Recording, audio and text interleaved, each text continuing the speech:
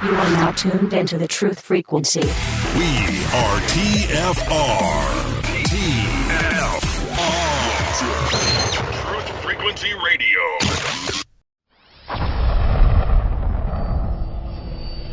This is your last chance. After this, there is no turning back. You take the blue pill. The story ends. You wake up in your bed and believe whatever you want to believe. You take the red pill. You stay in Wonderland.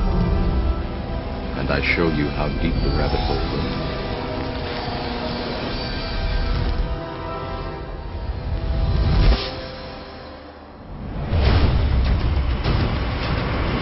You're listening to the Revolutionary Radio Project with your host, Rob Skiba. All I'm offering is the truth. Hello and welcome to the Revolutionary Radio Project. I'm your host, Rob Skiba, and I'm excited this evening to be talking with my friend, Dr. Judd Burton. It's always a pleasure having him on. We have some very interesting conversations every time we do a show together, so I'll go ahead and get him on right now here. Judd, how you doing, man? I'm doing great. Rob, how are you? Doing really good. Good to see you, man. Good to see you, too. So, you've been on my show before, going all the way back to the old days on Blog Talk Radio, did introductions with you there, but you've also been here on the Truth Frequency Radio Network with me a few times, so I won't go through your whole bio and stuff, but maybe just as a quick refresher, it has been a while, so maybe as a refresher, why don't you tell our audience a little bit about yourself, if you would. Sure. I'm primarily a historian of religion, of the early church. I have a PhD in history with a focus in religion. I also have a master's degree in anthropology with focuses in cultural anthropology, the anthropology of religion, and archaeology. And I'm very interested in the ancient world, the prehistoric world, and generally looking at religion and mythology through the biblical lens. And I have been an academic for 20 years. I've taught at a number of universities and colleges, and I'm currently the director of the Institute of Biblical Anthropology. Yeah, how's that going, by the way? Oh, fantastic. You're looking at the epicenter of it right now. But yeah, I've got several book projects out, and everything is just because of the nature of the times we live in and the pandemic. Everything's kind of at having to do things a little bit differently. Everything's online. But I picked up a couple of new students this week. I've got really great students who are really wanting to learn about the context of the biblical world, and yeah, it's going well. God's blessing it. That's awesome. So yeah, that was going to be an online school anyway, wasn't it? Or were you looking at a brick and mortar? I wanted the worldwide reach anyway, and the good thing about online education is that you can do that. And online education is something that I did, within the context of my academic teaching. So it's not really that big of a transition that way. But I get to teach and share ideas on programs like your own now, and at conferences and speaking engagements and things like that. So it's going really well. I'm happy with it. Very cool. So you sent me something recently, a new project that you were really excited about, and you're like, hey, dude, we got to do a show. So here we are. So why don't you just give us a little bit of background on that, what led you into the research, and then we can just jump right in.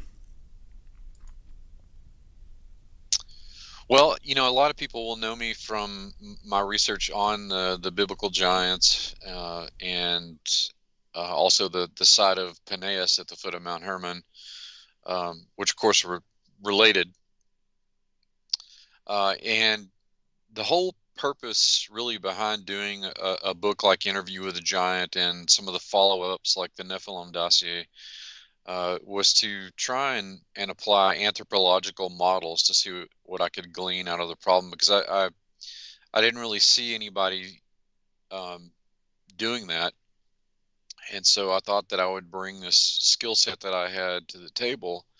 And, although I'm not a linguist by trade, I do have some training in linguistics, and I certainly have training in a number of different languages. And so the way that this happened is I was asleep, and I woke up in the middle of the night about a week ago, about 3 o'clock in the morning. And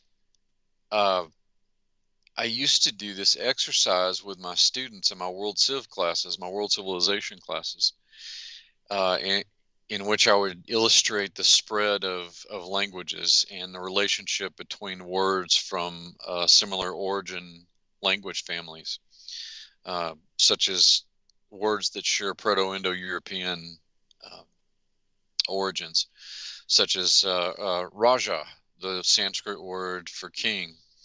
It's related to, because it comes originally from the same corpus of language, it's related to words like rex in Latin, and rey in Spanish, and even in English we retain words like royal and regal that are related to this. And that was the first thing that occurred to me when I woke up. But then something else occurred to me related to some people like Dr. Michael Heiser and Derek Gilbert, Sharon Gilbert, and there's an Estonian Assyriologist named Dr. Amar Anus, who is Hello, and who's welcome also to our done video. some work in this field. Today we're going to show But you how you can sell your 3D specifically, models I'm on referring to a grouping of words around the word Rephaim. And again, many listeners will be familiar with this as a tribe of giants in the ancient Levant, usually translated as the shades or the dead ones, or wraiths. We'll get into that in a little bit. But what's interesting about that word and its definition is that it's related to a number of other words in Mesopotamian languages and in the Phoenician tongue. And they just so happen to have this, they share this consonant vowel, what linguists would call a morpheme, RE, or whatever the vowel is that follows the R. And the words mean king or ruler. And again, we can flesh this out as we go along in the program, but just for brevity, the Mesopotamian Rap or Rap means prince or ruler, and the Ugaritic, which would be the Phoenician, you find Rap and Rapi, and this means the same thing, basically long dead ancestor kings. It was part of a funeral cult. And so, just like the Rephaim, usually translated as rays or shades or dead ones, there's that connection with the underworld. In the case of Mesopotamia, that would be the abyss. In the Hebrew tradition, that would be Sheol. And I thought that's really interesting that you have all these words related to it that mean king, related to Rephaim. And you also have all these Indo-European words which mean king or ruler as well, that are based on that same morpheme, the initial R and then a vowel. And you can play a little hard and fast with, or I should say fast and loose with the vowel in ancient Near Eastern languages, because as you know from studying them yourself, the vowels came later. The vowel markings came later in Semitic tongues in Mesopotamia, that sort of thing. So as my mind is I wrote a few things down in my phone, and I wanted to finish my night's rest and get to the project fresh the next day. But I wondered, how far down does this rabbit hole go? Are there other words from this this the Proto-Indo-European heartland, as linguists call it. Are there other words that branch off from that? In other words, Eurasian languages that we find in the Old World. Are there other words that are similar to this in construct and cognate? In other words, do they contain this morpheme? And do they carry the idiomatic baggage? So I began to look for words for king or ruler, some kind of leader. And what I found astounded me. And as a footnote to this, before we get rolling, I should say that when I'm referring to Proto-Indo-European, this is sort of a reverse engineered language that was believed to have been spoken in Central Asia, the region between the Black Sea. I guess it would technically be the steppe region of Western Asia, the region between the Black Sea and the Caspian Sea. This is the Proto-Indo-European heartland. And interestingly enough, the lower end of that is Eastern Turkey and Northern Mesopotamia. So there's definitely some diffusion in terms of ideas and words that's taking place there. I decided to do just a kind of cursory survey of words for king or ruler in Eurasian languages and see what I could come up with. And what I found was nothing short of astounding to me, because you find an overabundance of words that contain this R vowel morpheme that mean king or ruler. And languages are not static entities. They're constantly changing. They don't stand still, and that's due to all kinds of cultural mechanisms, contact, diffusion, recycling. But what's interesting is that you literally have thousands of years of this particular idiom being contained within these R vowel morphemes, or rather, more to the point, the R words that mean king or ruler, and are so similar in construct to the same morphemes in Rephaim and Rab and Rabu and Rapi that we find in the ancient Near East. That seems more than just a statistical anomaly. It seems it's a pretty sure bet that that's not entirely incidental, in other words. And so on the one hand, you could look at this purely from a scholarly standpoint and say that, well, it's just the sort of innocuous change that languages go through in the natural course of their development. But for those of us who are believers and our machinations of the Watchers and the Giants, we know that they were not above corrupting and misusing and making parodies of things that were good. And so it shouldn't surprise us a great deal, particularly when we read about their character traits as usurpers and oppressive, manipulating kinds of entities. It shouldn't surprise us a great deal that they would flip a concept like a perfect sovereign ruler of the universe, in this case Yahweh, and take his role of rulership and turn it on its head to mean something else.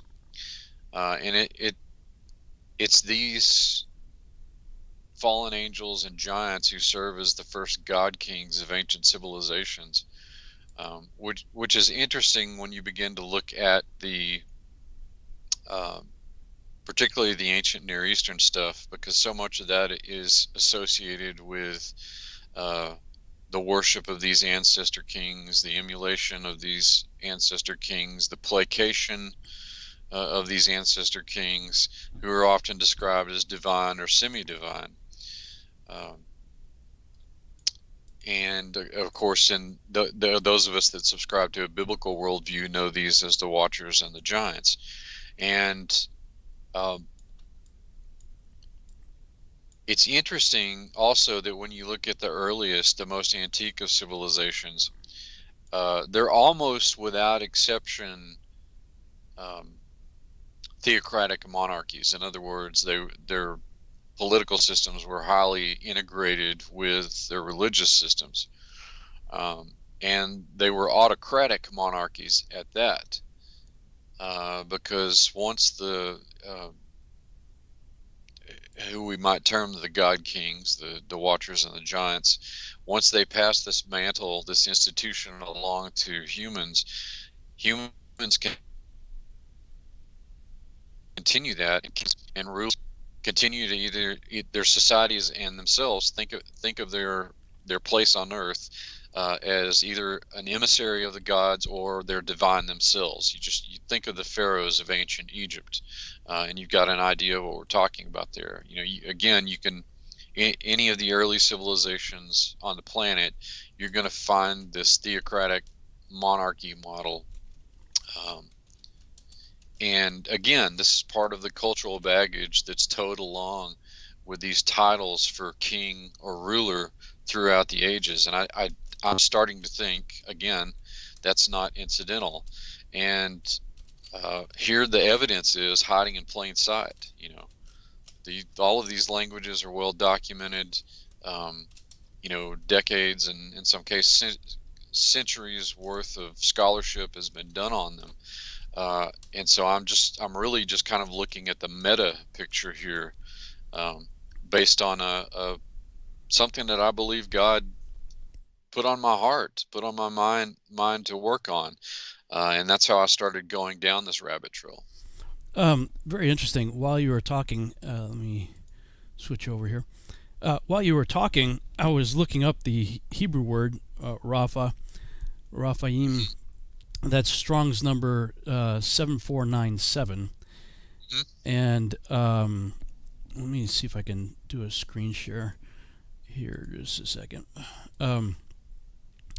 There's something that I use quite a bit when I'm studying Hebrew in particular, and that is the Hebrew alphabet guide that was created by a guy named Dr. Joel Young. He's a Messianic Hebrew chiropractor who lives near me that Yahuwah actually used him to heal my knee a while back when I had a really bad knee problem, and he just prayed over it and barely did anything, chiropractic over it, just did a prayer over it, touched it, and boom, I was like instantaneously healed. Anyway, he put together this chart. Let me see if I can you see that? I can. Yeah, so what he does with this chart is he has the typical standard, current Hebrew rendition of each letter, the name of the letter, like Aleph, the pronunciation of it, the numerical value of it, and then the letter meaning. So what I learned when I was studying Hebrew was that there is a idiom that if every letter has 7 meanings, then every word has 70. Sort of a Hebrew idiom is like, because each letter in the Hebrew language has meaning of its own, so therefore a word that typically has, I believe it's called Suresh, something like that. It's a 2 or 3 letter root word that has a meaning in and of itself, but then when you add prefixes and suffixes to that root, it also has meaning. So you have the combined meaning of the letters that comprise the word, as well as the root word meaning, as well as the addition of the prefix and suffix meanings. So, it's a deep language, in short, the best way to summarize it. Yeah. And so with the Hebrew word Rapha, Resh, Pei, Aleph, the Resh means the highest, most important person. Pei means mouth, speak, open. And Aleph means God, creator, first strength, leader, Lord, king, sovereign. So you'd be like the most important. I mean, if you were to take this and string it into a sentence, like what would the Right. letter meanings be? It would essentially be the highest, Right. most important person who speaks on behalf of God. Right. There's the mockery, the parody, the turning it on its head. Hebrew is fascinating that way because you're right that all the letters have meanings in and of themselves. That's why oftentimes when you look in a Hebrew lexicon or something, there's a paragraph worth of of meanings for each particular word, and Yeah. it's Hebrew and ancient Near Eastern languages in general are pretty daunting that way. But the word Rapha also, as I understand it, has a meaning, a connotation to it of healing and even resurrection. That's right. And so you have, like, Jehovah Rapha, God my healer, Yahuwah my healer. Right. So I've always been intrigued by that, because I've not looked at it in the sense of sovereignty, rulership, kingship, the way you're discussing it. I've always looked at it as the connecting it with the word for healing and in some cases resurrection. So it's almost like the resurrected ones or something. I don't know, man. I mean, this is like a deep word, and you said something earlier. You had the thought, I wonder how deep this rabbit hole goes. That's a that's a dangerous question. At least I've found is anytime I was like, how deep does this go? Yeah, I know. Well, the report that I'm working on right now is aptly titled a preliminary report. Yeah.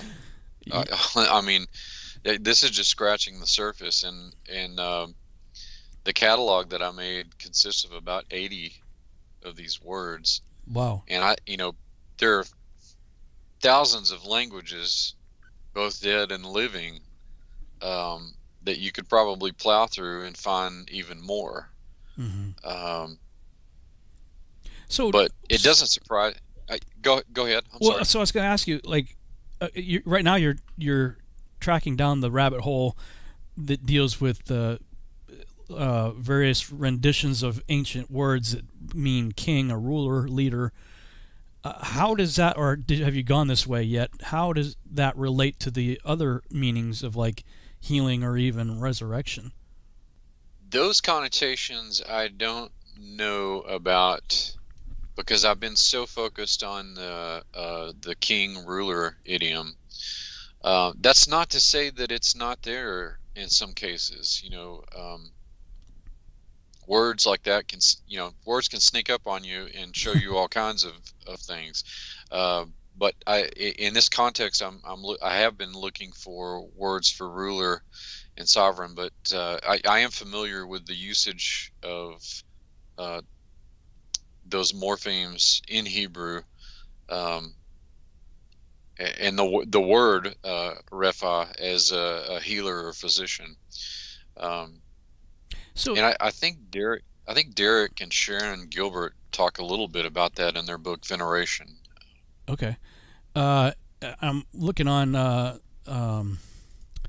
BibleHub.com, and it says it has a root, or is it a root, or is it related to? Origin,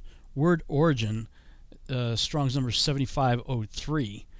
Rapha, Resh, Pei, Hey, which means sink or relax. I don't know if that helps out any, but it's like lazy. Other usages throughout the Bible are lazy, idle, forsake.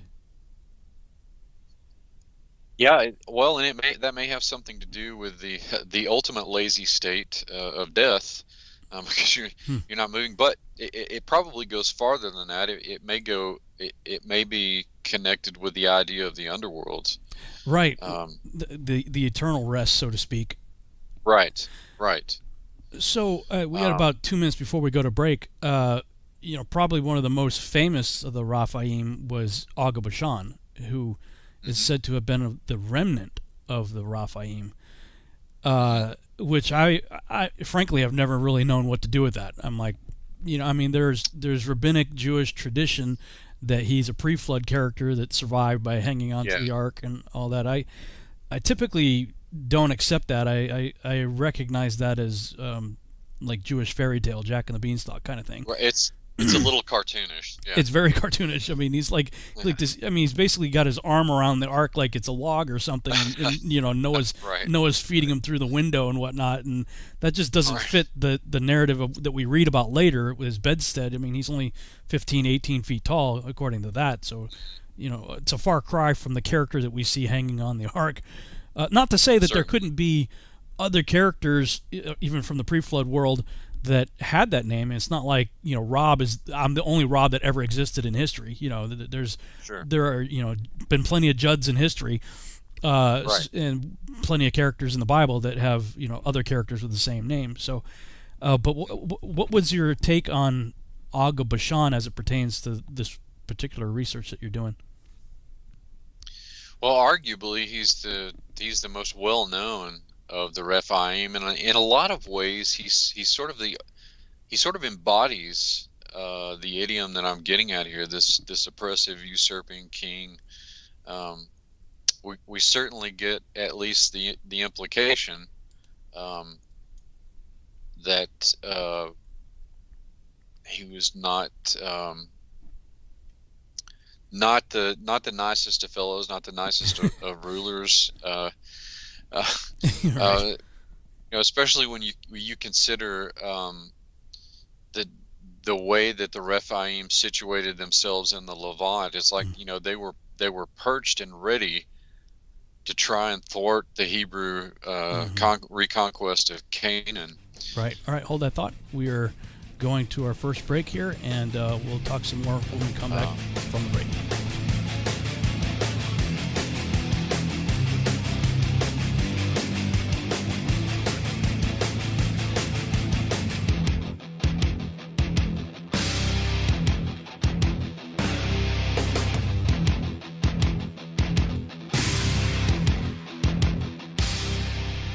And we're back on the Revolutionary Radio Project. I'm your host, Rob Skiba, and I'm talking with my guest, Judd Burton.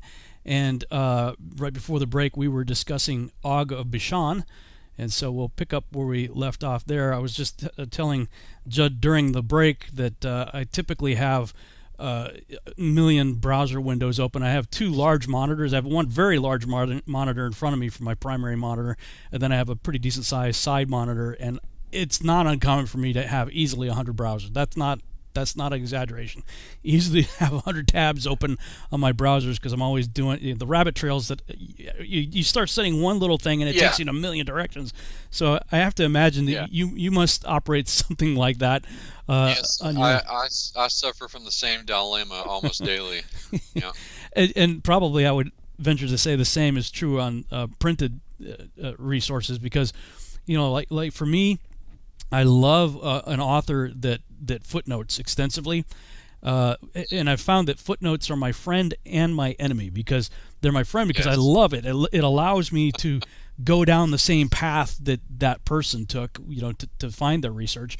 But as a result of that, I tend to have half a dozen or more books at all times in various stages of completion because it's like, ooh, that sounds cool, and you go over, you put that book down, and go get another book. And, oh crap, that one's got footnotes too. You're like, oh cool, and next you get the stack of incompleted books right all around you. Well, now you know why I put the bookcase behind me. You're looking at the most orderly portion of my library. If you were to see my desk, I've got stuff everywhere. It looks like it is a Sherlock Holmes level mess on my desk. Nice. Yeah, that's cool. So, we're talking about Og of Bashan, and maybe we can back up just a little bit. And I know you cut your teeth on the Banyas, and the Ancestry of Philippi, and the Altar of Pan, and all that stuff. But going back even before your college days and doing your dissertation and all that, what was it that made you start looking into this topic of the Watchers and the Giants to begin with?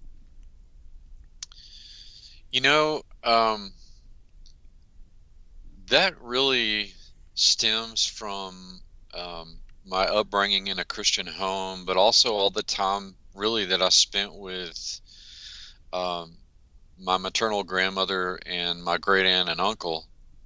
And, both of which were book, all of those people were book people. They, had books lying around. In fact, I was introduced to the classics, but, because of my grandmother. And she always had books on not just the Bible, but books on mythology and history. And my aunt was, my great aunt was, she was a student of prophecy. And so a lot of her biblical studies works were books of prophecy.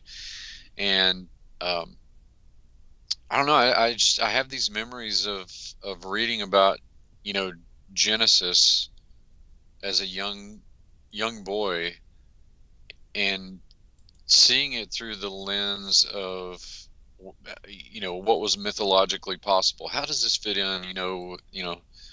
There's this weird stuff here about, these giants, who were on the earth.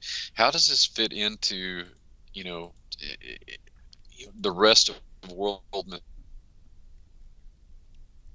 mythology? It's the same thing. So even as a, during the idylls of my youth, I was thinking pretty hard and fast about at least the possibilities that, passages like the one in Genesis and the other passages that talk about giants, how exactly they fit into the niche where they were ensconced in world culture and world mythology. But it was the same to a degree at my home, because my parents always had books. My dad has taught Sunday school for years and years, decades at this point, and always had material on history and the Bible, and so I was just sort of awash in it, and I would, at the same time I was reading, Bullfinch's mythology and Tolkien, I'd be reading, the Bible itself and commentaries on the Bible. So I suppose without even, God obviously had a hand in it, but I was already beginning to think about those things when I was a young boy. Mm-hmm. So, that's not you had the family environment that fostered that curiosity and that information. Of course, we have pop culture with the, like you said, Lord of the Rings types of movies and stuff like that. Sure. But as you became more of an academic, how is that type of topic treated within academia, especially in the secular world? What's their take on it, and how did you navigate through that as a student? Those are all excellent questions. Thankfully I had mentors like the late Dr. George Knott, who sort of took me under their wing, and it was Dr. He was actually the brother-in-law of the pastor at the church that I went to, and before I knew about Indiana Jones, I knew about Dr. Knott, and I would just pick his brain. Everything's kind of took me under his wing, and I eventually did study Greek with him, and he was the one who convinced me to go on that first expedition to Banyas. Oh wow! And but just in, as I matured as a student and an academic, and went through my training, and actually began teaching and got professorships and things like that. It's really quite kind of a shame the way that these topics, are labeled as fringe or outside the realm of possibility or whatever. All that serves to do is illustrate that academic freedom these days is an illusion. And I had colleagues who could respect that. After all, I was approaching this material as intellectual history to begin with. One of the things that sort of circled me back to it, as I was doing my dissertation research, was all the patristic literature from the early church fathers and their references to the Watchers and the Giants. And so, I suppose at one point I was a little naive about it, in terms of expecting, look, if you don't, it's okay if you don't believe like I do, if you're not invested because of faith, but you should at least respect the research on its own merits. I mean, it's culture, it's intellectual history, but more often than not, you get raised eyebrows and that sort of thing. I'm not saying that I got the Fox Mulder treatment, stuck in a basement office or anything, but there were times that I did sort of feel like that, because the academic landscape, quite frankly, has changed. Postmodernism has eroded our educational system, not only in education but also in higher education, and it's really quite revolting, and hurtful too, because I see the traditions that a lot of my mentors were raised in, and what the things that they exemplified for me as scholars, and many of them were men of God, men and women of God. They were people of great faith, and they were also these just wonderful, brilliant scholars, and that world of a cooperating community of scholars with divergent research agendas, that doesn't exist anymore. So now, did you go through secular college? I did. Well, my bachelor's degree I acquired from a Baptist university, Hardin-Simmons University in Abilene, and then I pursued graduate studies at Texas Tech University, which was a state university. So most of that training came from the secular standpoint. But even through that, I had a number of professors, particularly those when I got to my doctoral level, who were people of faith, and notably Dr. John Howe, who's still at Texas Tech, and is a wonderful medievalist and a great man of faith. So that's like two strikes. How do I navigate? Go ahead. I'm sorry. Well, I was that's like two strikes. I mean, well, not the Christian education would be a whole lot more accepting of it, because there's the seminaries and whatnot, they teach the Sethite theory for for the most part. Certainly. Oh yeah, they were giants because they were only about 6 feet tall because everybody else was 4 feet tall. Certainly. Right. That's why whether you become a lettered academic or a researcher of any quality, you inevitably have to you have two curricula. You have the orthodox approach, and then you have all the other stuff, the stuff that takes chances, so to speak. The stuff that's sort of cutting edge, and it might be true, it might not be, it might be valid, it might not be.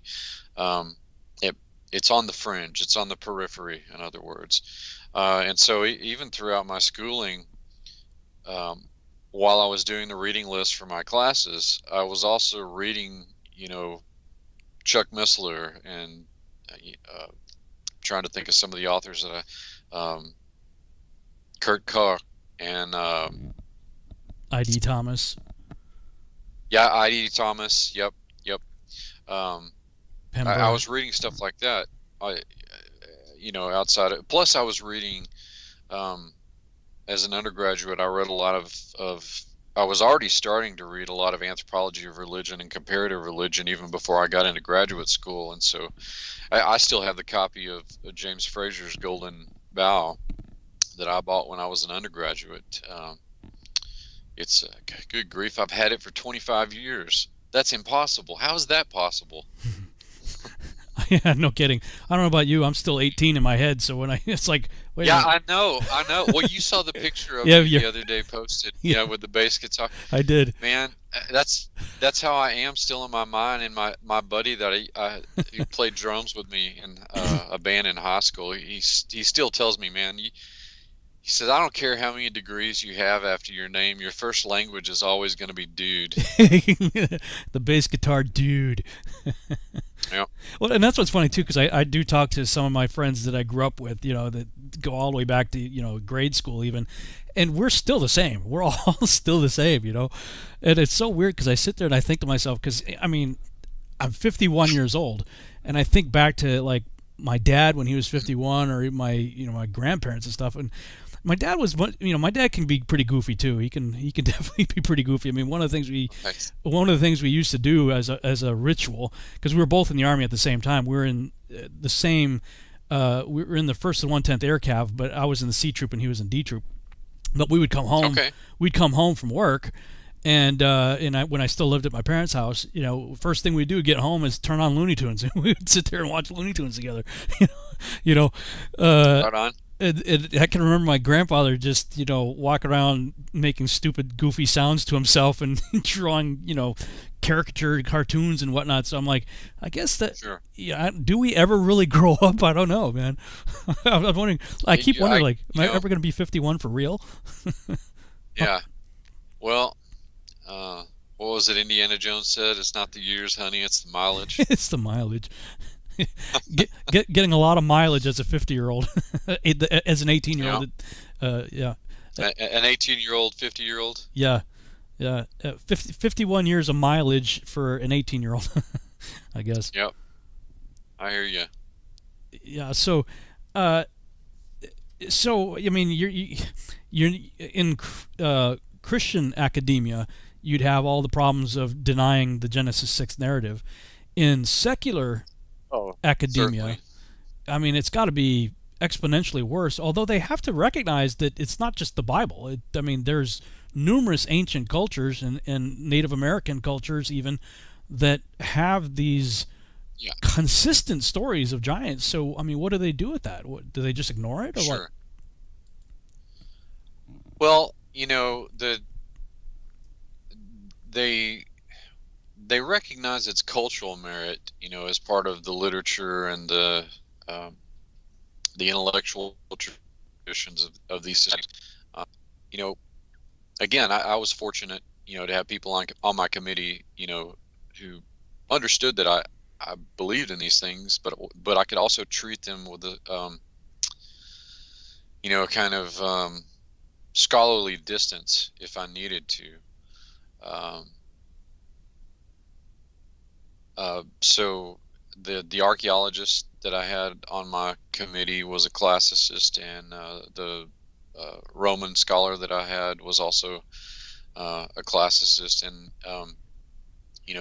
they respected the journey that I took, because my dissertation, although it didn't deal my dissertation was on Caesarea Philippi, on Paneas and its religious history, and although it didn't deal directly with the giants and the watchers, I have some pretty substantial portions of the narrative itself that does, because you inevitably have to talk about it. Mm-hmm. So it's part of the history, part of the culture of that part of the Levant, and so on that level, I got a great deal of respect. And like I said, I've had good colleagues, in a career as a professor, but that's been the exception in terms of respect for the research on these kinds of topics. So as you started becoming a teacher, are you were within your circle of other professors,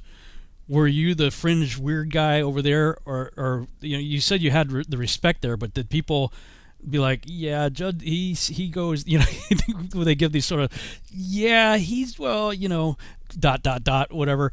And on the other side of it, did you also have students going, yeah, but he's the guy I want to go to? The students seem to be more open-minded. It's funny. Yeah, it's funny that you put it that way, because it, in a lot of cases, it was like that. I used to have coffee on Fridays at the last college I taught at with a good group of Christian guys, and another colleague of ours who taught philosophy was invited to join us, and my name came up, and he said, Dr. Burton, he studies that giant stuff, doesn't he? As if it were something of high Right. contempt or whatever, but beyond the erudition of any sort of philosophical inquiry. Yeah.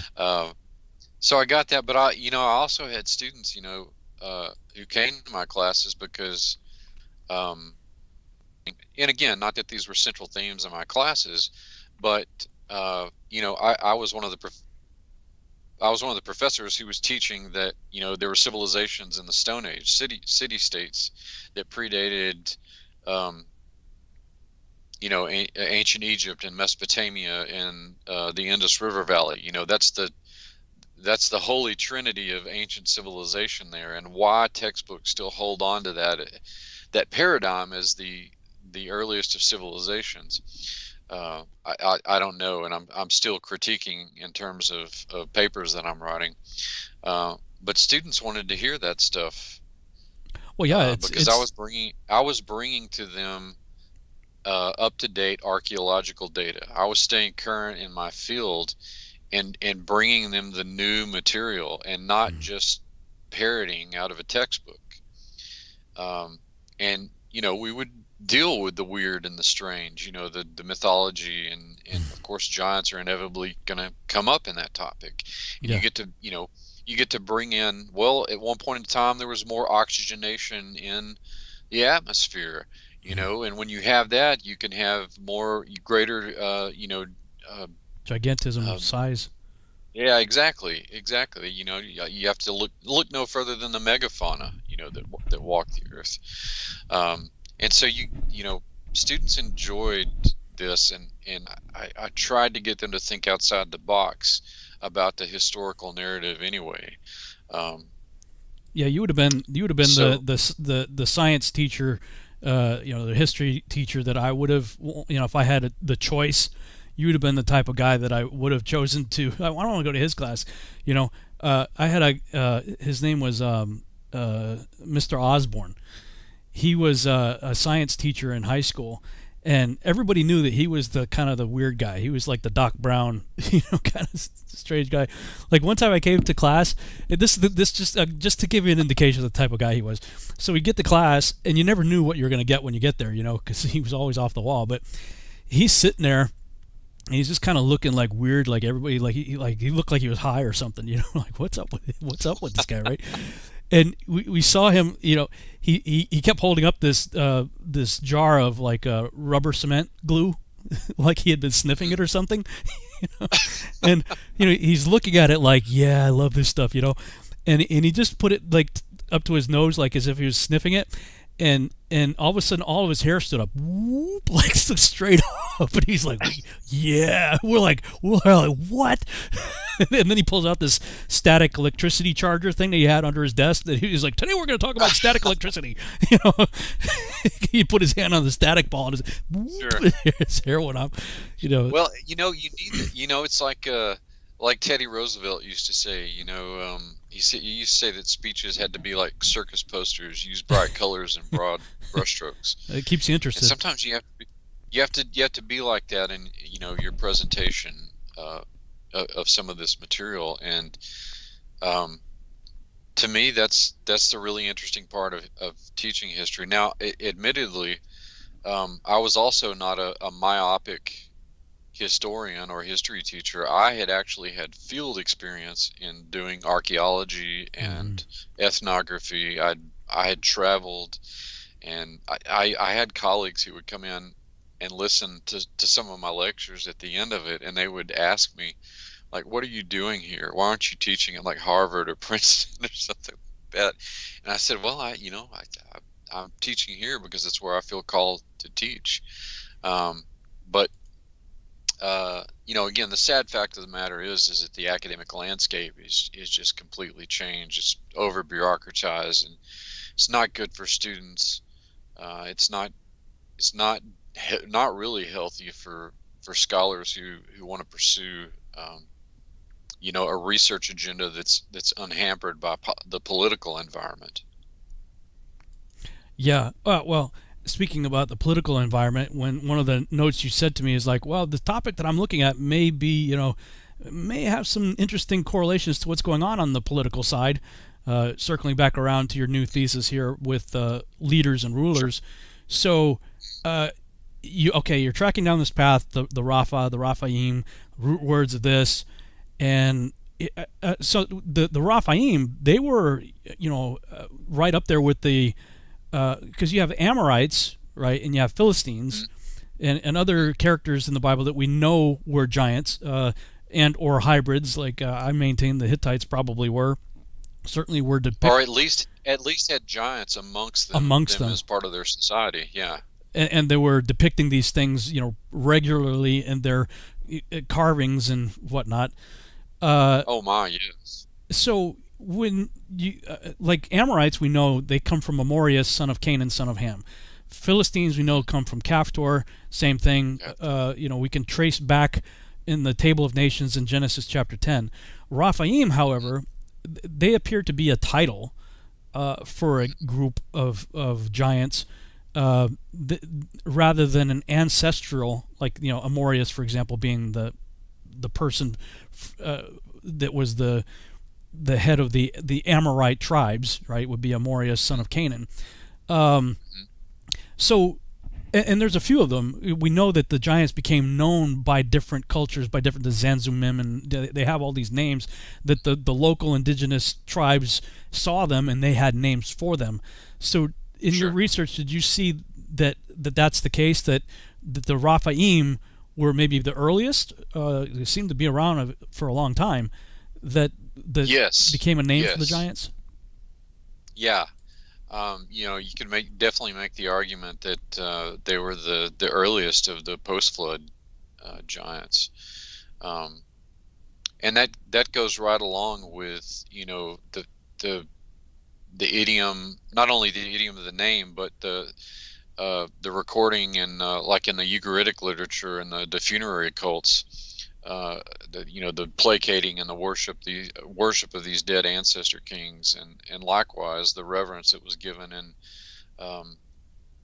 the Akkadian and Sumerian material that we have, and even later Babylonian material that we have. I should say Amorite Babylonian, not the later Neo-Babylonian material that that clearly designates these as ancient kings. And they're ancient enough that they're the place where their power emanates from now is where they're at, and that is in Mesopotamia, that's the Apsu, the abyss. So yeah, I would say there's a good case to be made that the Rephaim, or the oldest of these giant tribes that situate themselves in the Levant and the ancient Near East. So if I'm not mistaken, if I'm not mistaken, the first time that Raphaim show up is in the Genesis 14 war. Where you have the giants, the 4 kings and the 5 kings, and Josephus says, Josephus comes out and tells you this was a war of giants, fighting each other, and we see that the Raphaim were defeated in Ashtaroth Karnaim, I think. That's right.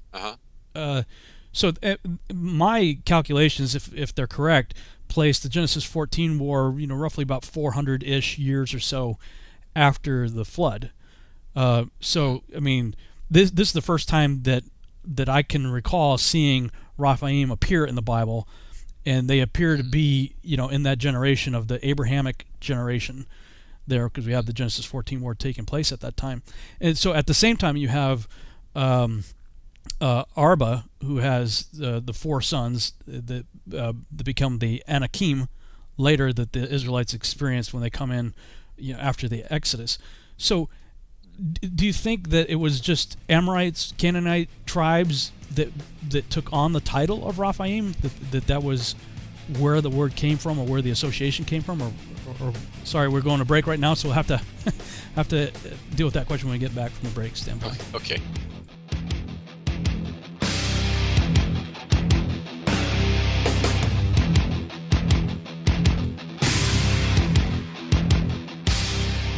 And we're back on the Revolutionary Radio Project. I'm your host, Rob Skiba, and we are already in the second hour of the broadcast. Wow, time is flying by, as usual, when we start talking about things like this. Judd Burton is my guest, and Judd, right before the break, we were talking about the Genesis 14 war. That best I could tell is somewhere around 400 years or so after the flood. And in the Genesis 14 war, you have the 4 kings versus the 5 kings. And Josephus comes right out and tells you this was a war of giants. So my question right before we had to stop for the break was this being the earliest reference we have in the Bible of Raphaim, do you find that there's a reference to Raphaim prior to this? And was that just a name that became associated with perhaps the Canaanite giants, that they just, that variety of the Canaanites, maybe a subset of the Amorites or something, were known as the Raphaim? What's your take on that? Well, the earliest occurrence of the word in the region in general would have been in the Akkadian context. So the zenith of Akkadian rule was between about 2350 BC and about 2000 BC, right before the Amorite Babylonian period. So they clearly knew about the Rephaim, and that's why there's a good case to be made that these are the oldest strain of post-flood giants, the oldest tribe. Now, that's not to say that again, this title wasn't passed along to other even human rulers, because it was used. We also have records in Mesopotamia that that word, in fact, was used to designate regional rulers, in particular princes. So the concept, just in terms of sequentially, chronologically, exists before the Abrahamic period, the period of the patriarchs, at least as far back as 2350 BC. Well, probably older, probably much older. Well, 2350, that's about the time of the flood, isn't it? 23. Let me look this up. I often use this wall chart. Yes, I have. I have that very, very same chart. I freaking love this chart, man. This is awesome. So, well, I should qualify again. If you subscribe to a Young Earth chronology, which I don't, and I think the flood date for 2348 is when they have 2348. So that's right there. The conventional dating for the Akkadian zenith is about 2350. So this brings up an interesting question. It's something that I'm wrestling with myself, frankly. I can let me see how I can word this. I can accept that the Earth proper has been here a long time, and one of the reasons I do is because we know that after the tribulation period, the millennial reign, and everything, we get a reset button. There's a new heaven and a new earth. That the whole paradigm of new heaven. So I always thought, well, eternity goes both directions. We have a beginning, so we think eternity from our starting point forward, but it goes just as much the other way. So I always thought, well, I mean, if we're going to get a reset, I have no problem believing we could be in a reset. I have no problem believing that.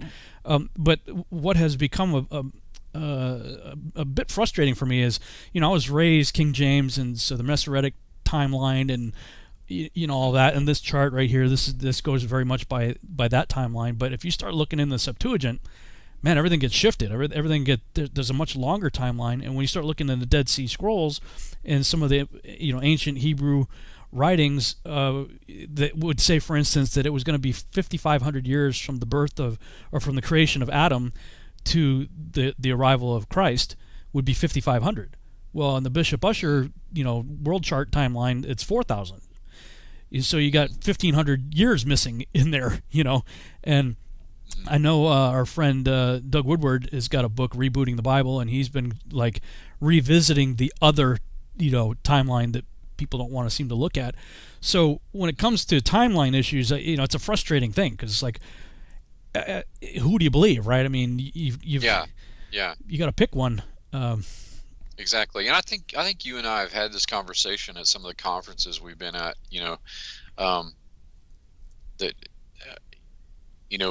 I like the way you put it. Eternity goes both ways temporally. Yeah. So, and we have such a foggy picture, even with the scant archaeological evidence that we have from before the Pleistocene cataclysm, which I think is probably the Noahic flood. So are you picture into that world? View into that world is so. Go ahead. So, I mean, you're using academic terms like Pleistocene and all that.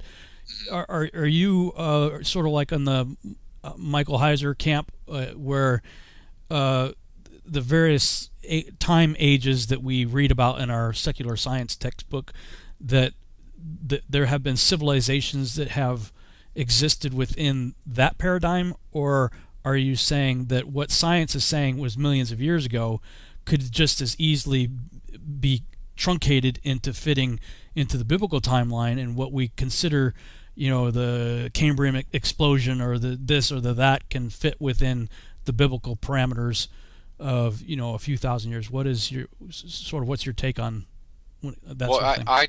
I tend to be an old Earth creationist, but that's not to say, again, this stuff is tricky, like you say, and I'll be the first one to admit I'm wrong if I can be convinced otherwise. But yeah, at least in terms of the chronology of the Earth, I share similar viewpoints with Dr. Heiser. Okay, so, but the standard evolutionary model says the Earth had a number of cataclysmic events that have reset all life on Earth, and for me, I'm like, well, I could see that there was a Genesis 1 pre-flood event, pre-Noah flood event. Right. So you have, and in Joshua, it tells you that there was another pre-flood flood during the days of Enosh, that the Gihon River over flooded a third of the inhabited Earth at the time. So you have whatever, like in the beginning, God created the heaven and the earth, I would say, became tohu vavohu, because we see that He didn't create the earth without form and void, but we see that it's without form and void in Genesis 1. So the people who subscribe to the pre-Adamic civilization would say that, well, there was a civilization that got wiped out prior to Genesis 1-2, and then we have the Spirit of God moving across the waters, and then we have the recreation of the new earth at that time that extended for a number of years until the days of Enosh, and there's a rebellion. There's another flood, and then we have the flood of Noah, which is, at least according to that chart, is about 2350 BC. And so those have been the three extinction level events that I could point to biblically within a biblical timeline. That it seems to me science, quote unquote science, may be attaching zeros to the numbers, and maybe looking at the same thing, just extending the timeline a bit. Sure. Yeah, and that's the thing, is that, like, Dr. Aaron Judkins, who's a mutual friend of ours, yeah. He and I are finishing this book on Göbekli Tepe, and he and I, differ on the age of the Earth. He's a young Earth creationist. I'm an old Earth creationist. But what we agree on, though, is the sequence of deposition. Like you're saying, the conventional view, the academic view, is that the ages are spread farther apart, and in the biblical timeline, they seem to be closer together. But the deposition, the stratification that we're looking at here is the same, and so, that's how Aaron and I are able to work together. And hey, it's fine if we have differences. I'm okay with that. You and I don't agree, about everything. We all have different pieces of the puzzle. We all bring different skill sets to the table to this very daunting problem. Yeah. So you were targeting on the 2350-ish time period for. Would you say it's an arrival of the Raphaim, or would you say it's a acknowledgement of them, perhaps as a title for, biblically speaking, the giants are the Canaanites. Genesis chapter 10, 6 through 20 tells you who begat who, and later we see who's what, so, this is one of the problems that many people, become atheists, because they read the Bible and they think that, God's a schizophrenic, genocidal maniac, that's like, kill the women, kill the children, Right. wipe out the animals, kill everything. But when you understand, like Steve Quayle says, the Genesis 6 narrative is the Rosetta Stone for understanding all of Scripture, is that when you understand, I love that. Yeah, it's that. When I first heard him say that, it was like a huge light bulb went off, and it solved a big problem for me. Because when you look at Israel's campaigns, military campaigns, there are plenty of times where they could take women and children and animals and whatnot as spoils of war, like any other conquest. But then there are other times where very specific groups are targeted for, you got to kill the women, kill the children, kill the animals, kill everything. And in every case, those are the Amorites, the Hittites, the Perizzites, the Jebusites, they're the ites that are the Canaanites, that are the giants that we see in the land. So when you understand that really what Yahuwah is doing is he is eradicating the abominations, the giants that weren't supposed to be here, that he didn't intend in his original creation. So with that acknowledgement that the giants trace back to the Table of Nations, Genesis 10:6-20, are the Raphaim a subset of these characters, or do you see maybe something even more supernatural, perhaps and darker, a resurrection zombie type of thing? Because you have these weird texts like in Jubilees where Canaan, I think it's son of Arphaxad. Anyway, he's one of Shem's. Arphaxad's son. Uh-huh. Yeah, he's omitted from the King James, but he shows up in the Septuagint and Jubilees and other texts. Finds some writings of the Watchers from the pre-flood world, and it says he sinned because of it and hid it from Noah, and that's all you get. You're like, what? So do you think that there's maybe more to that story? Would you say the Raphaim maybe come out of something perhaps supernatural like that, or do you think that they are a title that has been attached to the characters in Genesis 10:6-20? I think any of those scenarios are possible. Some people subscribe to the idea that there was a second incursion after the flood. Some people's that line was carried on through one of Noah's sons or one of Noah's sons' wives. But you bring up an interesting sort of point about the zombie issue. Is this is there some sort of supernatural or ritual or magical functionary at work here? Yeah, I'm thinking like the orcs, right? In Tolkien. They were exactly. They were like elves originally, and then they were corrupted. There may be something to that. Because of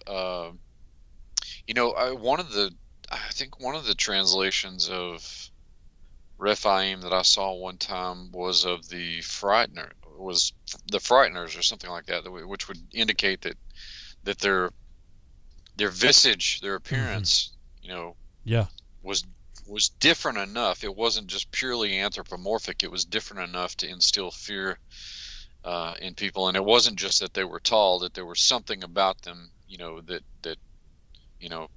to use a phrase from Star Wars, when you got around these guys, there was a tremor in the Force, right. kind of a feeling. Right. The dark side is a pathway to many things some would consider to be unnatural, right? Yes. Thank you, Shreeve Palpatine. Shreeve, yeah. But yeah, I mean, I think all of those scenarios are interesting, and they're all possible. I would,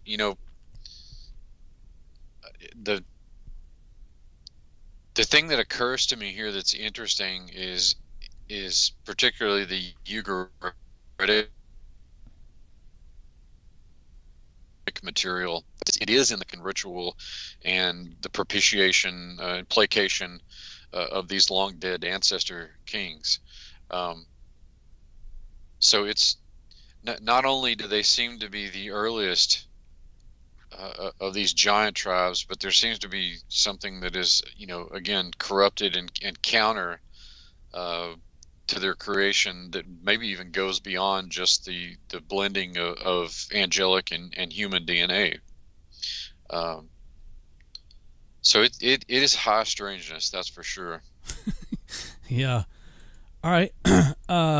So your thesis is called "The War of the Words, God, Kings, and Their Titles, a preliminary report on the linguistic relationship between the Raphaim and royal titles in Eurasian languages." You like long book titles, don't you?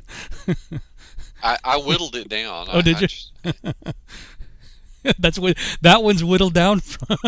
Well, I put the initial title. The subtitle just sort of explicates it, but I thought that the War of the Words would be a little catchier than just leaving it as originally it was just the subtitle. So it would be the title would be War of the Words, and the subtitle is God, Kings, and Their Titles. And then it'd be War of the Words, God, Kings, and their titles. But the original name of the report was the subtitle that you just spouted off.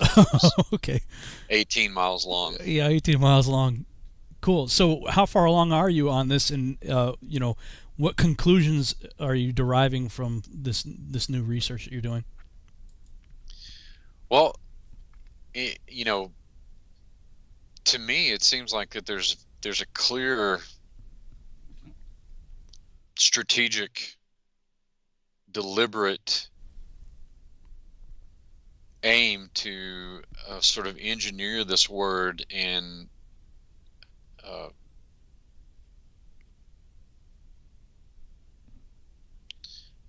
it culturally carries well, and that shouldn't surprise us because this is how the demonic realm operates.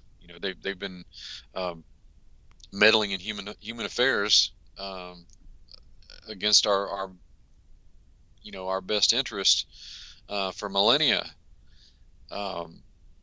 Why would we suspect that they wouldn't do the same thing with the languages that we speak?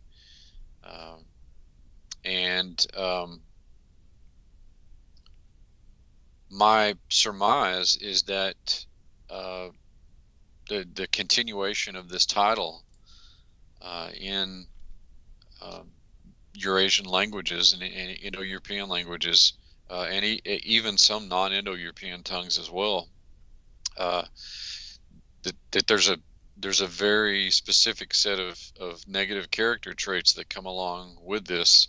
The idea that kings were gods on the earth, and even consider how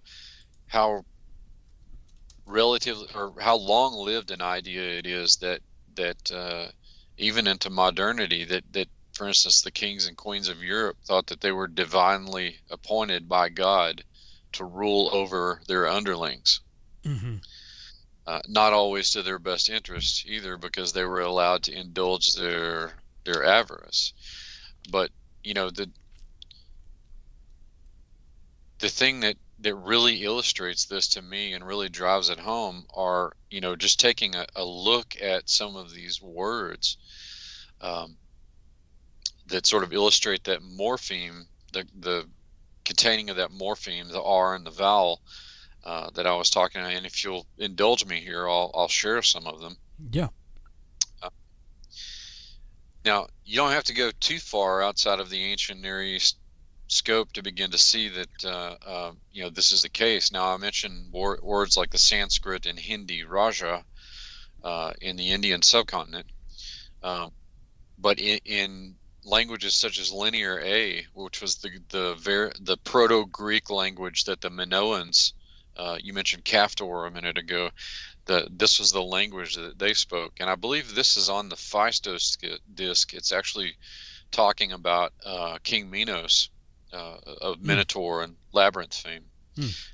He's referred to as King Minos, but in Linear A, this would be Ruja Mina. So there again is you can see the morpheme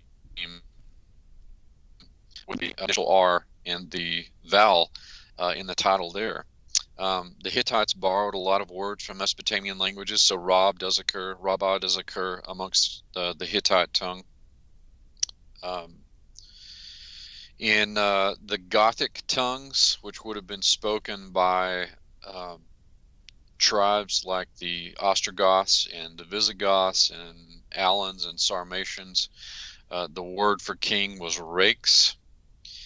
In Irish Gaelic, the word is Ri. In Azerbaijani, the word is Kral.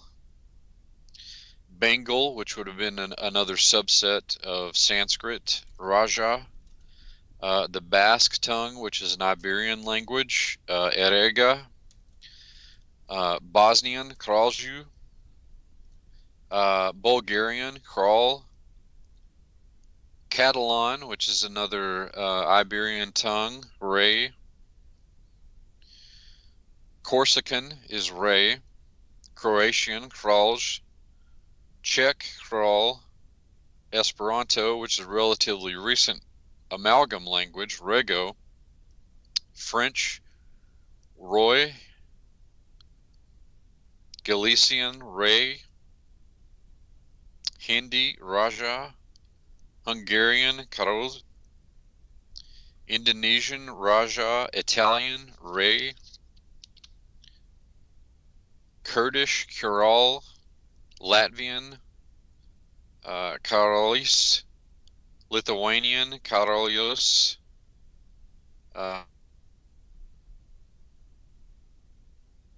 Macedonian, Nepali, Raja.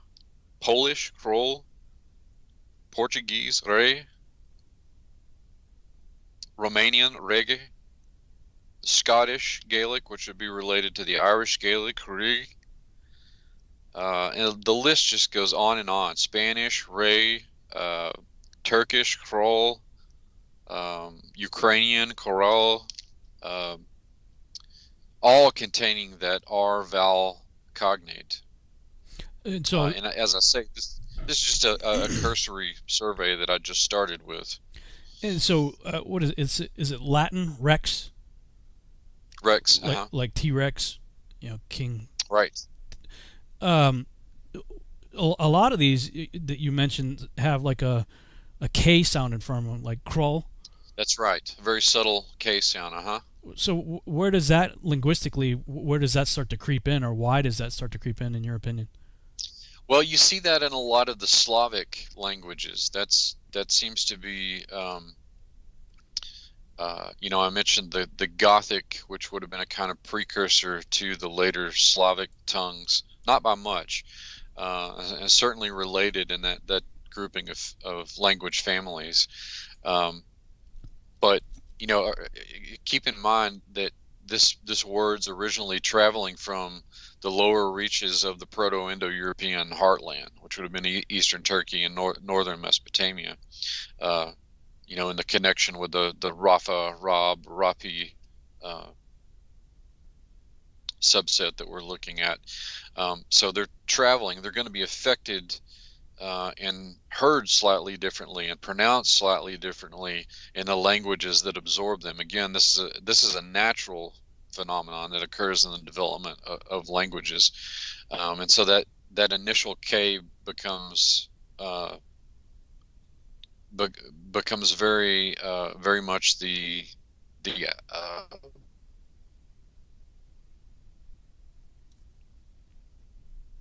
a part of Slavic. No, it wasn't back in the 80s, wasn't there a movie named Krull? Was that like a Conan Beastmaster? There was Krull, and something that occurred to me as I was looking at these the other day. The main villain in Star Trek Beyond was named Krull. Oh, that's right. No. So it's not just as a geeky footnote. Just as a geeky footnote, yeah, exactly. The whole idea of kings thinking that they are gods, that it carries forward even today, with U.S. presidents and the Apotheosis. The whole idea of Apotheosis and the lying in state ceremonies and things that we do within our nation's capital. Now, it's not quite as overt as it was in in ancient times and other cultures and stuff like that, but it's interesting because but there is a kind of civil religion, and there was a historian named Robert Bella who wrote a book by the same name called Civil Religion, specifically about those kinds of things that you mentioned in the American context. So right here in our own backyard, we live with the legacy of it. Yeah, for sure. All right, we got about a minute before we go to break. Probably a good spot to end on before we go to our final break, but we were talking off air about the TV series Vikings, and it's interesting how they get to these positions of leadership and then they start to proclaim themselves a god. Like there's this with the exception of the Hebrews, I don't see, not that I can think of, I don't see anybody in the Bible, the Hebrews, setting themselves up as both king and god, because even though there were apostate kings, they didn't consider themselves to be God. So that seems to be something that they were probably alone in when you look at the cultures around them. Everybody else seemed to take up the idea. But we're going to break right now, and we'll come back and talk some more when we come back from the break.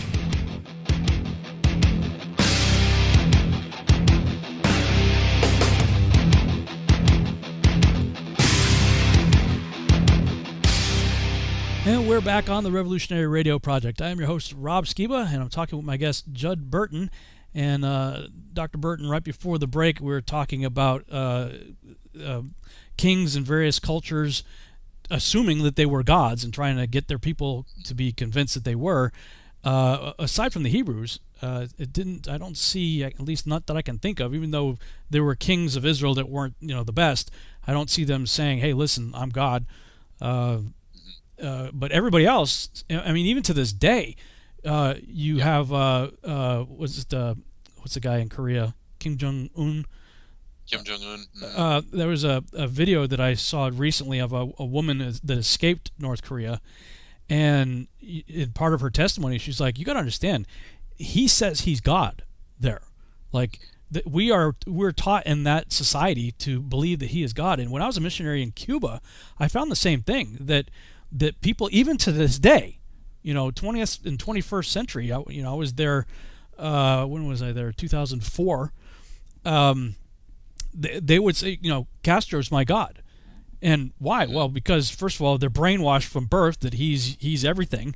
And the state serves him, and you get like 3 channels on your television, and they're all, in the case of Cuba, it was like one channel is reruns of the revolution all day, every day, so it's just footage of the revolution, and then the rest is propaganda. So in that society, he's their provider, he's their rewarder, he's their punisher, he's their everything, so he's their God.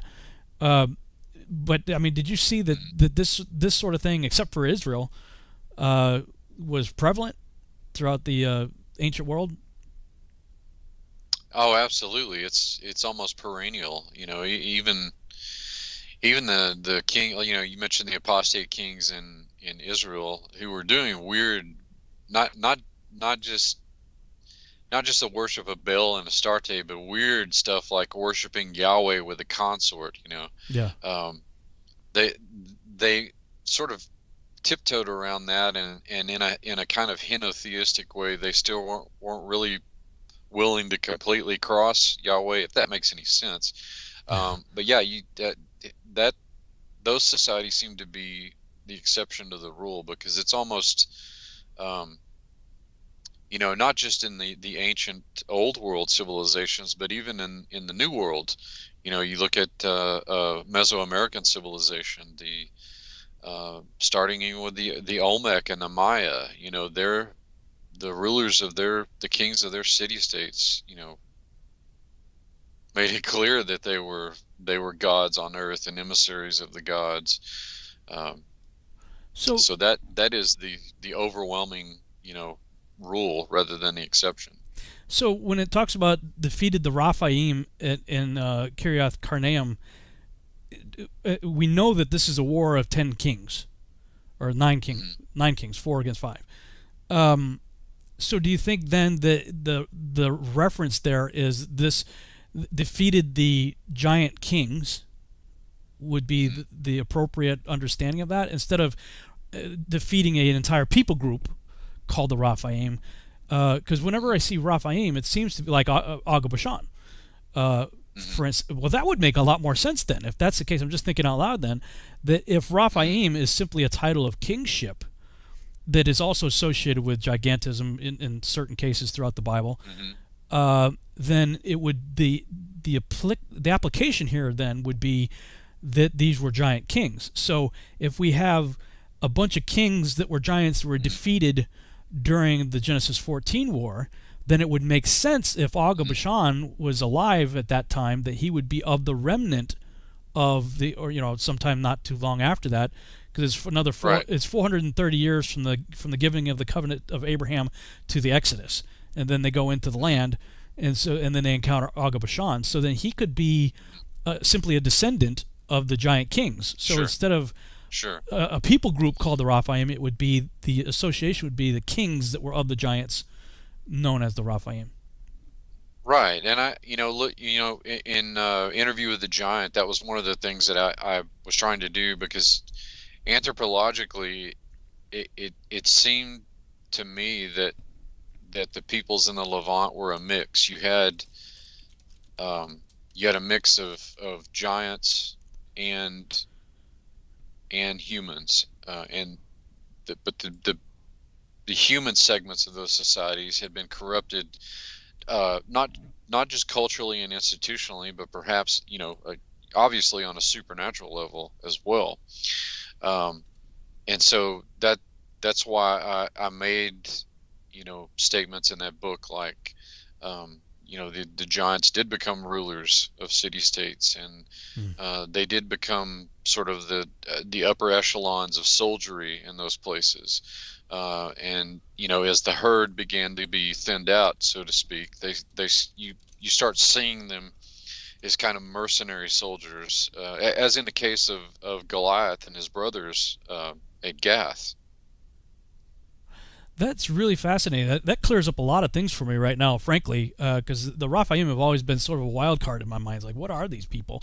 But if the word is a direct association to kingship, as you seem to be laying out a really solid case for in multiple languages, at least having a similar linguistic root to them, then the Raphaim become those of the hybrids that were in positions of leadership, royalty, maybe perhaps even the coneheads. Like in Peru, for instance, a lot of times we find these people that they were the rulers, Akhenaten, Nefertiti. These were strange, abnormal people that were considered rulers. That the people that they ruled over later would emulate by strapping boards to their heads. Like, well, we want to be like the royalty, right? And let's strap boards to our babies' heads. That maybe the simplest, the Occam's razor here, the simplest solution to this whole thing is that Raphaim were simply the giants, or let's just say hybrids as a general term, that were known as positions of royalty. Right, and you mentioned the head binding too. That we have archaeological evidence that probably originated in the prehistoric and ancient Near East. So they were clearly trying to emulate. The implication, of course, there being also that they were trying to emulate their ancestor kings, which takes us back to what did these things look like that made them so frightening? As set apart from just being a very tall human. Clearly there was not just in terms of their phenotype, their genetic outward expression, but there was something supernatural about it as well. Well, yeah, I mean, because we have other descriptions like the long neck ones. Anakim, I think, are the ones that long necks, and you have people groups that do the neck binding thing to stretch their necks out, and they have why would people do this, right? Unless that they saw, there were people probably genetically predisposed to having those traits that then the people wanted to emulate later, and through forcing the modification of their otherwise normal bodies to look like that. And there are other characters that I think Josephus was talking about, that they made this screeching sound, like this noise that they could make that was just terrifying to people. The Avim. I think it was the Avim. Yeah. I apologize. But I think that one of the translations of that word is the buzzers. Yeah. And it was something about their language that was markedly different than the spoken tongues in that region. So that opens up a whole new box of morphological questions, on the physical anthropological side, because that means that their throat structure, the hyoid bone that actually makes it possible for speech, was completely different. It was a completely different mechanism. Again, it's real high strangeness stuff, but yet it shouldn't be outside of the realm of rigorous, respected research. Yeah, it makes me think, like, what's the deal with birds that can talk? You know what I mean?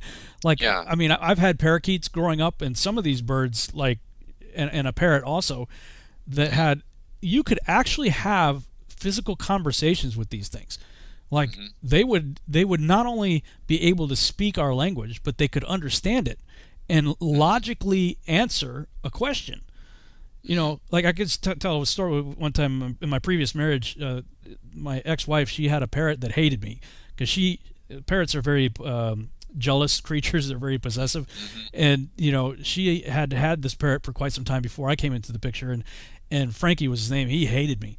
And he would do things like, and he always say, like, "What you doing, huh? What you doing, huh? What you doing?" And he would just drive you crazy. So one time I'm working on this VCR, right? It was broken. I'm trying to fix it, and the cage is off to the side. And he's going, "What you doing, huh? What you doing, huh? What you doing?" He kept doing it to drive me crazy. And I'm like, "Shut up! I'm working on the." My ex, she says, "Just tell him what you're doing. He'll shut up." So I'm like, "I'm working on the VCR. Frankie, shut up." He goes, "Okay," right? So, like, he would comprehend things, and then not only did he shut up, but I started seeing him out of the corner of my eye, like, walking sideways across the bars, and as I'm working, and all of a sudden this turd goes right by my face.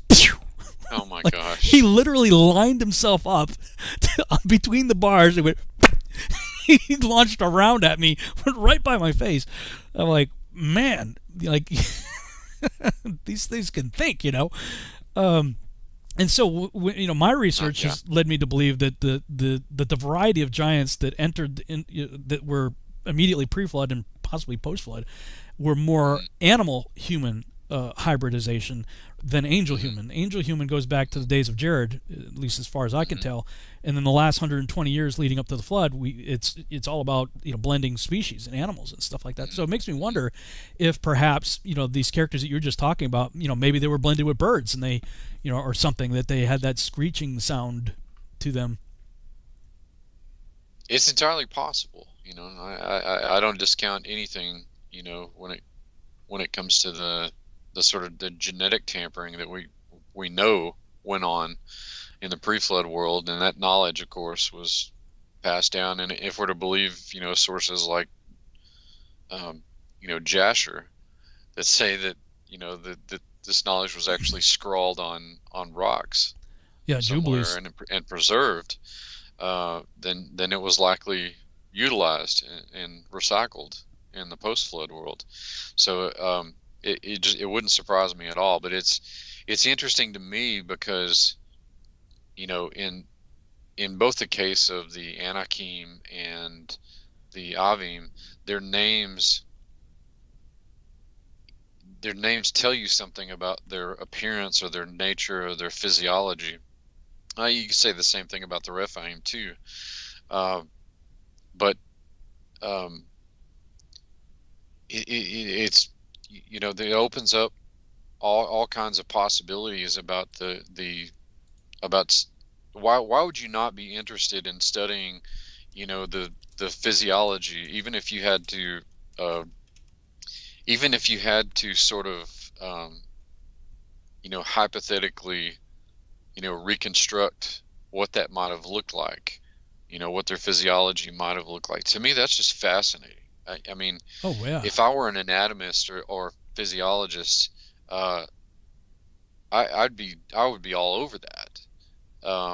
And yet I think as believers we know why this stuff is peripheralized, because it's one piece of evidence amongst many that proves that the biblical narrative is true and historically accurate in real space and time.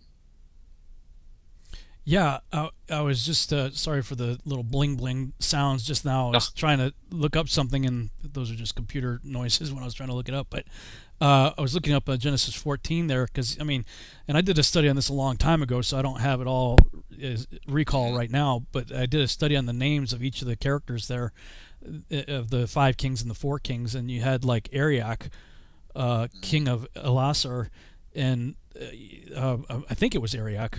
that was lion-like. Mm-hmm. And when you think of characters like the lion men of Moab, like, what is that? I mean, what are we dealing with here? And so, and even when you look in like Egyptian iconography, these characters, Anubis and different characters that have human body, bird head, or jackal head, or Sure. some kind of combinations there. And if these characters are kings or in some level of rulership, then they would be considered the Raphaim. Well, the Mesopotamian stuff is in my mind very clear about it. You read the creation epic, the Enuma Elish, and it talks about all kinds of hybrid gigantic beings like lion men and scorpion men. And, right. Yeah. So it's very explicit in its detailing of the appearance of these things. So I'm looking at the larger context of Genesis 14 right now. It's Genesis 14:5. And in the 14th year came Kedorlaomer of the kings that were with him, and smote the Raphaims in Ashtaroth Karnaim, and the Zuzims in Ham, and the Emims in Shava Kiriathaim.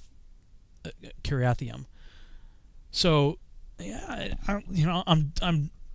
so is it your thesis here, or are we just kind of brainstorming this out loud here on the show?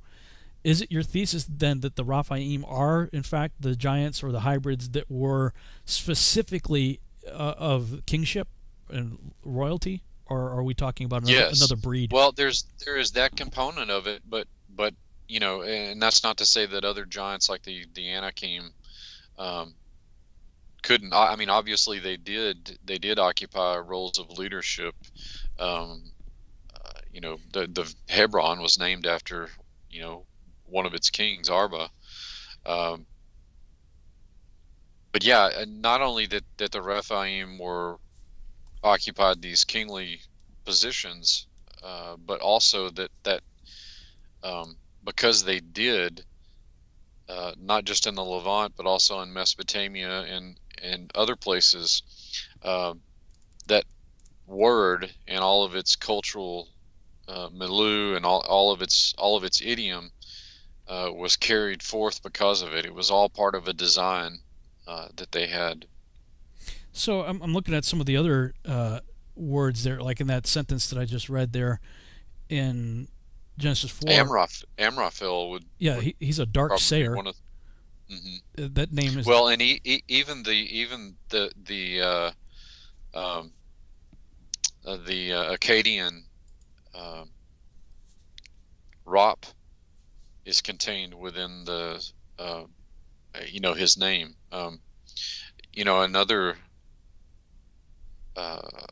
Another person who is probably a contemporary of and may very well have been the same person as Amraphel is Hammurabi. You can see that in there as well, Hammurabi.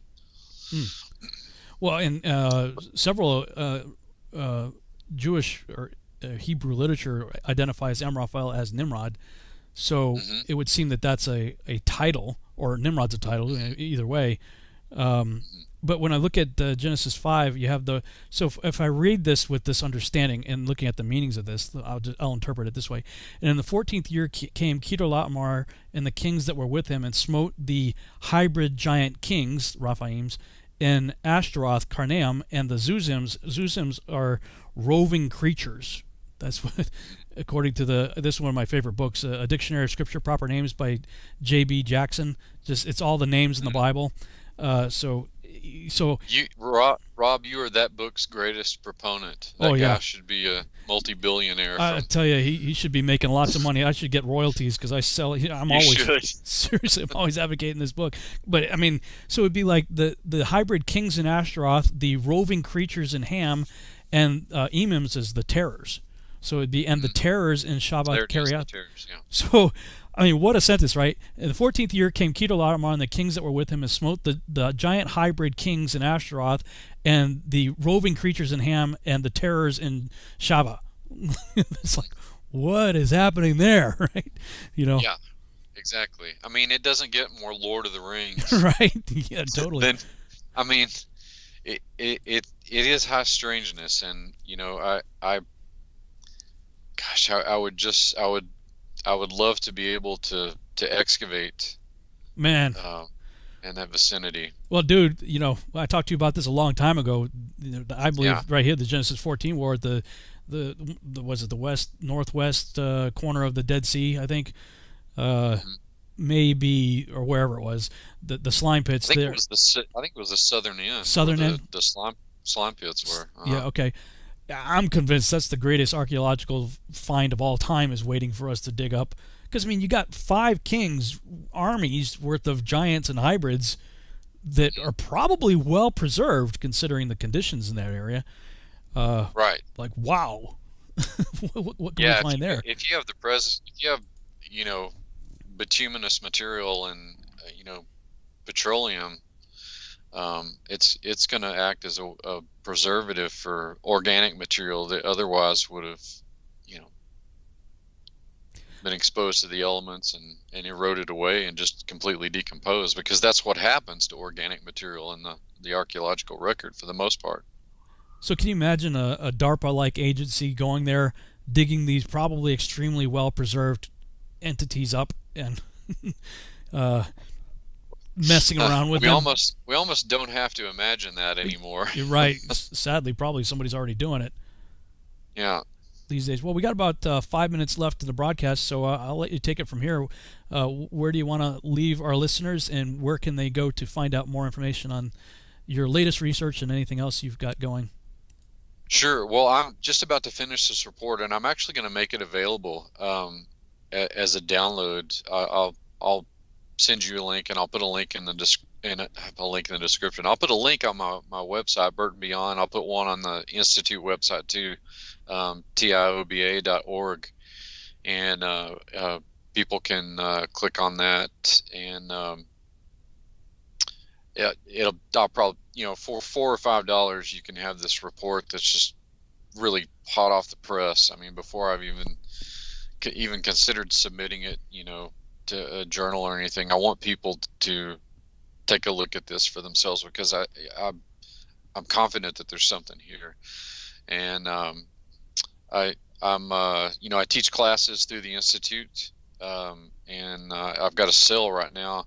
People can buy the whole 12-course module for $150 and study with me, and all you do is email me at professorburton@yahoo.com. People that want to keep up with me that way, you can follow me on YouTube, on Twitter, on Facebook. Always trying to put up new content. In fact, when we're done here, I'm going to be getting back to an Antiquity X episode that I'm working on, and cool. Lots of wheels in motion. Like I said, Dr. Judkins and I are finishing this book up on Göbekli Tepe in the Bible. That's going to be a Defender Publishing publication, and I've got 5 more shows lined up where I'm going to be talking about this very same thing. But I invite people to take a look at this material. Follow me. Hey, come study with me. Now's a good time to do it. Very cool. We got about 3 minutes left. Why don't you tell people who aren't familiar with Antiquity X, what is that? I'm excited about Antiquity X, but you just teased it out there without explaining it. So if you take a few minutes to explain that. Well, I've got a number of programs that I run on my YouTube channel. Some of them are kind of basic, like the Beyond Report, and then I've got Quick Classics, which is Greek and Roman antiquities, often with a dovetail with biblical studies. I do biblical study stuff on there too. Antiquity X is a show that the theme that I have for it is we ask strange questions about our strange past. So it's meant to ask these questions with an eye towards the supernatural, the paranormal, and kind of oriented towards ancient mysteries questions within the scope of a biblical worldview. And those seem to get most of the hits. And so I've really been trying to develop some good content for Antiquity X. I've got one on the Magi that I'm about to put up. Then I've got some viewer choice topics but it's been a lot of fun. I try and set the tone with a quote from Robert Howard's Conan series about between the time when the waters drank Atlantis and the rise of the sons of Aries. So it's got that kind of a feel to it. If you like delving into that sort of thing, you can take a deep dive with me in Antiquity X. Very cool. Yeah, I like that. Strange questions about our strange past. It's sort of a biblical X-Files series. Right. It's and I've got another one which I need to do a little bit more, and that's Sunday School X, and it covers a lot of stuff largely within the scope of the biblical parameters, but it's sort of like Sunday School meets the X-Files. Yeah. Nice. Very cool. Well, as always, Judd, fantastic discussion. Always enjoy having these talks with you. I will put links as you give them to me. I'll put them in the description so people can check them out. And look forward to seeing the next thing you come up with, because it's always some interesting, thought-provoking things to consider. So thanks so much, Judd, for joining me this evening on the Revolutionary Radio Project. My pleasure. Thanks, Rob. All right. Thanks, everybody. We'll see you back next week on the Revolutionary Radio Project here on Truth Frequency Radio. Good night, everybody.